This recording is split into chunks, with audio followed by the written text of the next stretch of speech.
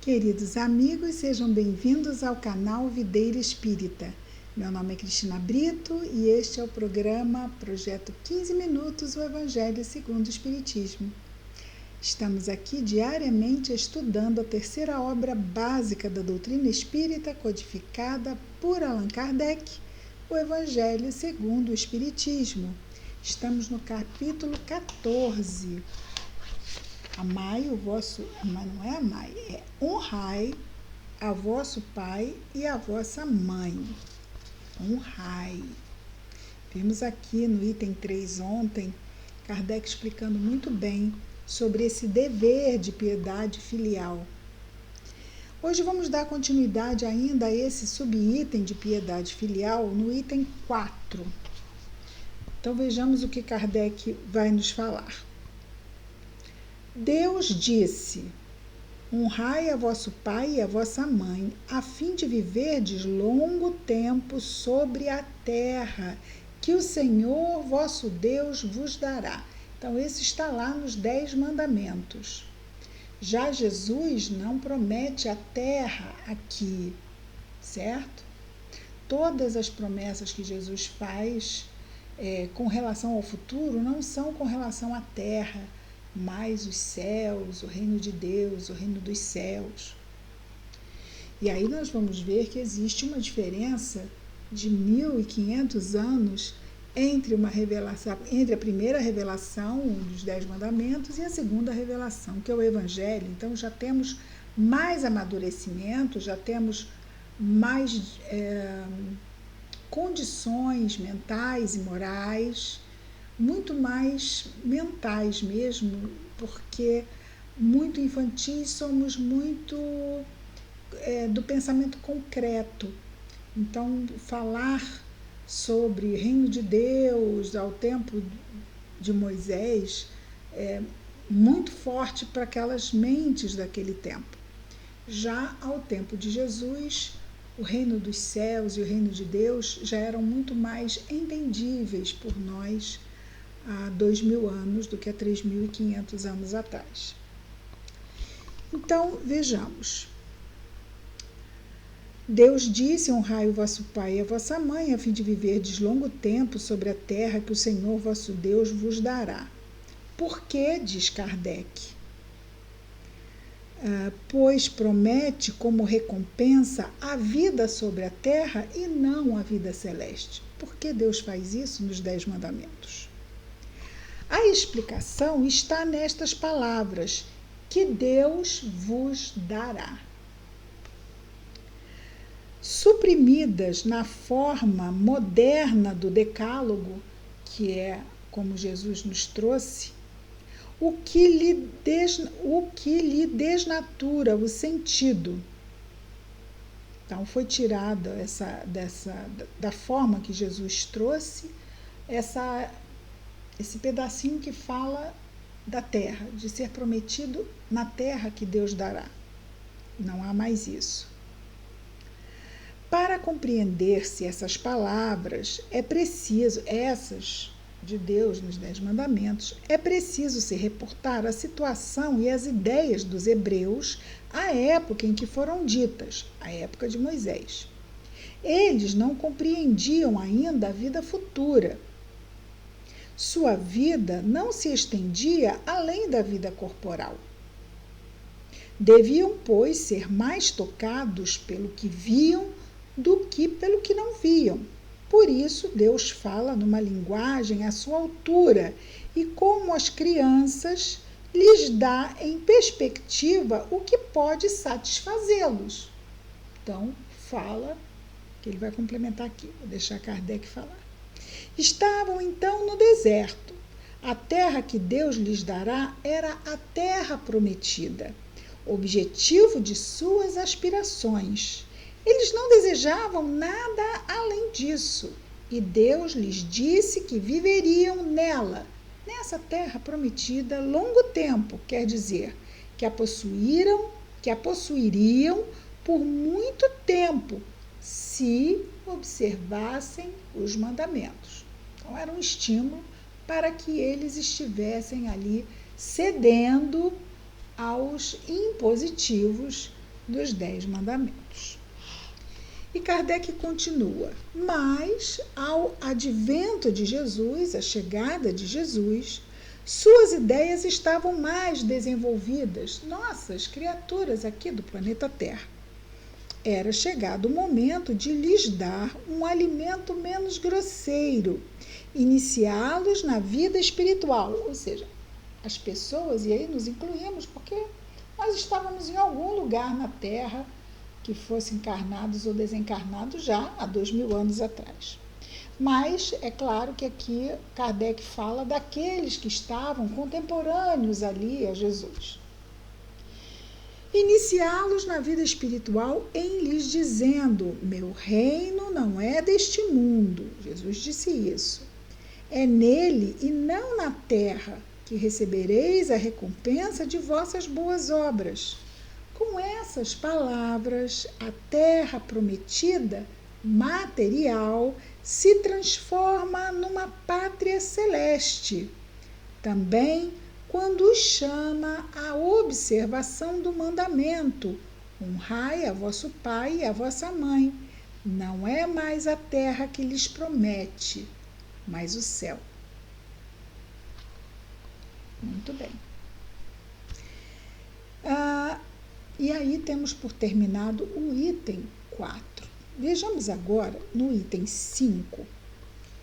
Temos como subitem, subtítulo: quem é minha mãe e quem são meus irmãos? Esta é uma fala de Jesus quando ele estava numa casa cheia de gente e chegam à porta sua mãe e seus irmãos reclamando-o, ou seja, querendo buscá-lo como se ele estivesse louco e eles tirando-o dali porque ele estava louco.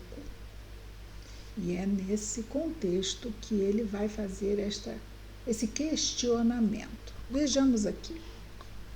Kardec vai nos trazer o trecho que está em Mateus, no capítulo 12, versículo 46 a 50, mas também está em Marcos, no capítulo 3, versículos 20 e 21 e 31 a 35. Vejamos então esta passagem. E tendo chegado à casa, nela se reuniu uma tão grande multidão de povo que não podiam mesmo tomar seu alimento. Olha como é que estava lá, tudo muito agarradinho, muito juntinho, aquela multidão mesmo, muita gente. Seus parentes, tendo sabido disso, que ele estava pregando, que tinham várias pessoas ali junto dele, vieram para se apoderarem dele. É mais ou menos naquele termo em que a pessoa deixa de ter autonomia, lhe é tirada a autonomia. Só que eles não tinham nenhum tipo de poder legal para fazer isso. Chegaram ali impondo: não, vamos buscá-lo, levá-lo, como se ele fosse um louco. Diziam que ele havia perdido o espírito, ou seja, a sanidade mental, né? Entretanto, sua mãe e seus irmãos, tendo vindo e ficando do lado de fora, mandaram chamá-lo. Ora, o povo estava sentado ao seu redor e lhe disse: vossa mãe e vossos irmãos estão lá fora, vos chamando. E ele sabia, porque ele sabe o que pensamos, o que eles estavam querendo. Se ele fosse lá fora, eles iam fazer algum tipo de escândalo ou tentar demovê-lo e mostrar que ele não estava bem da cabeça. O que isso ia trazer de bom? Nada de bom. O que ele fez? Não levantou dali, ficou ali, até porque havia uma multidão entre ele, a mãe e os irmãos. A mãe, nossa amada Maria, ela estava ali.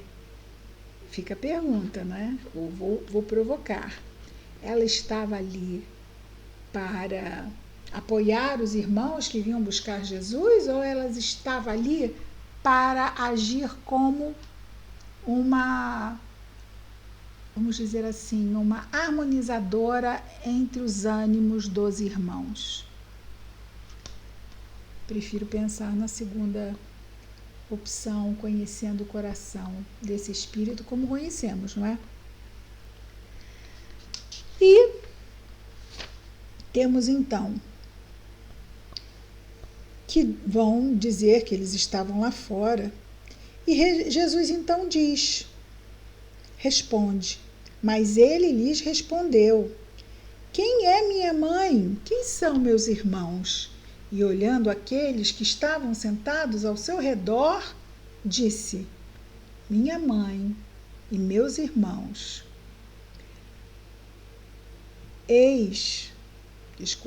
Pulei o eis. Eis, disse, minha mãe e meus irmãos. Eis, aqui, minha mãe e meus irmãos. Porque todo aquele que faz a vontade de Deus, este é meu irmão, minha mãe, minha irmã.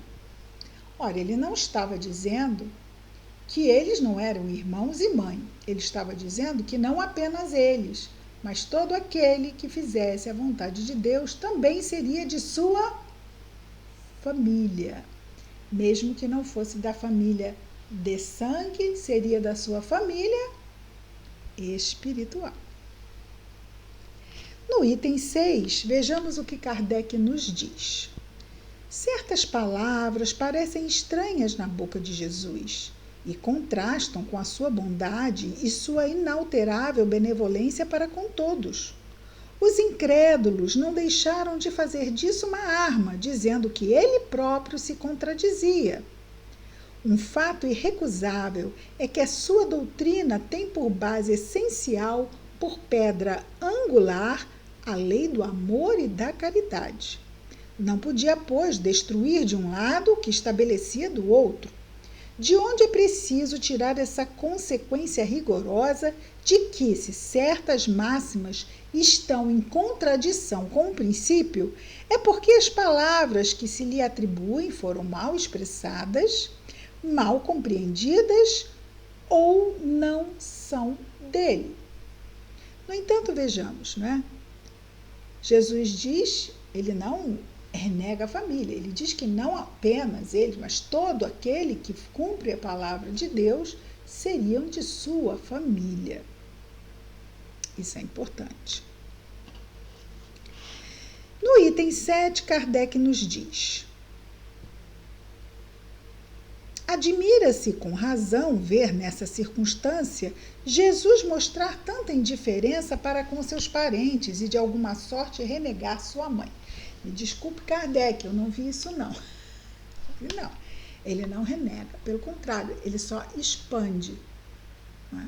Ele não diz que eles não são, ele diz que todos que estão ali e todo aquele que cumprir a palavra de Deus é irmã, mãe e irmão, é também da sua família. Tanto ele não poderia renegar a mãe, que a última coisa que ele faz na cruz é entregar a mãe aos cuidados de João, e entregar João, o seu querido discípulo, também aos cuidados do seu coração maternal. A última coisa que ele faz. E não é com esses irmãos que Maria fica, é em Éfeso com João. É esse irmão delegado por Jesus, esse filho que Jesus delega a Maria, que vai ampará-la no final da sua vida na cidade de Éfeso. Vejamos, então, qual era a posição de Maria ali, não é? Ela que ficou sob os cuidados de João, ela que estava ali no final, amparando seu filho na cruz. Ele, que a pedido da mãe, agiu nas bodas de Caná, a pedido dela, transformou a água em vinho, mesmo não tendo começado o seu trabalho como Messias. Mas a mãe pediu, e ele não se manteve indiferente ao pedido de sua mãe. Mulher, mulher, que tenho eu contigo. Essas palavras são de tanto amor e doçura. Continua nosso codificador dizendo: No que tange a seus irmãos, sabe-se que não tiveram jamais simpatia por ele. Espíritos pouco avançados não tinham compreendido a sua missão. Sua conduta, seus olhos, a conduta de Jesus a seus olhos era bizarra e seus ensinamentos não lhes havia tocado. Por isso eles achavam, não é, que Jesus tinha perdido a sua sanidade. Uma vez que não houve nenhum discípulo entre eles. Nem falamos dos 12 apóstolos, mas também entre os 72 discípulos que também acompanhavam Jesus. Parecia mesmo que partilhavam até certo ponto das prevenções de seus inimigos. É certo, de resto, que o acolhiam mais como estranho do que como irmão quando ele se apresentava na família. E São José disse positivamente, José, não é? Pai, que não acreditavam nele. Quanto à sua mãe, Maria, ninguém poderia contestar sua ternura por seus filhos, mas é preciso convir que ela não parecia ter feito uma ideia muito justa da sua missão. É interessante que a gente lembra, ela podia não ter ideia exata da missão, mas ela sabia do poder do filho, porque não foi à toa que ela passou o problema do vinho no casamento para o filho, não é? Porque não se a viu, quer dizer, não se viu Maria jamais seguir os seus ensinamentos, só se fosse falando, né? Nem lhe prestar testemunho, como fez João Batista. Realmente, como fez João Batista, não perdeu a cabeça, né? João Batista ficou preso. João Batista que foi o precursor, e ele já havia sido predito no Antigo Testamento, mas ela teve outra missão, não é? Uma missão bem difícil de testemunho, não é? Ela engravidou, enfrentou uma gravidez que não era do homem com que ela casou. Isso é um testemunho danado, não é? E ficou ali, firme, com o marido, com o filho. Bom, eu considero isso um testemunho danado, né? Talvez na visão feminina a gente tenha um entendimento melhor sobre a questão do testemunho. Mas nós entendemos que aqui Kardec falando dentro do contexto que lhe era comum ali no meio do século XIX, não é? A solicitude maternal era nela o sentimento dominante, sem dúvida, sem dúvida. A respeito de Jesus, supor-lhe ter negado sua mãe seria desconhecer-lhe o caráter, sem dúvida alguma. Um tal pensamento não poderia animar aquele que disse: honrai vosso pai e vossa mãe, sem dúvida nenhuma. É preciso, pois, procurar um outro sentido para as suas palavras, quase sempre veladas sob forma alegórica. Ele vai completar. Jesus não negligenciou nenhuma ocasião de dar um ensinamento. Tomou, pois, a que lhe oferecia a chegada de sua família para estabelecer, importante o que ele vai dizer agora, a diferença que existe entre o parentesco corporal e o parentesco espiritual. Muito bem. Nós que precisávamos vir até o final da 7, porque a 6 e a 7 tem a ver com o que foi dito na 5, não é? Então, esse aqui era um corpo de conteúdo que não dava para ser separado. Amanhã daremos continuidade ao nosso capítulo 14 de Projeto 15 Minutos, o Evangelho segundo o Espiritismo. Até amanhã. Muita paz a todos.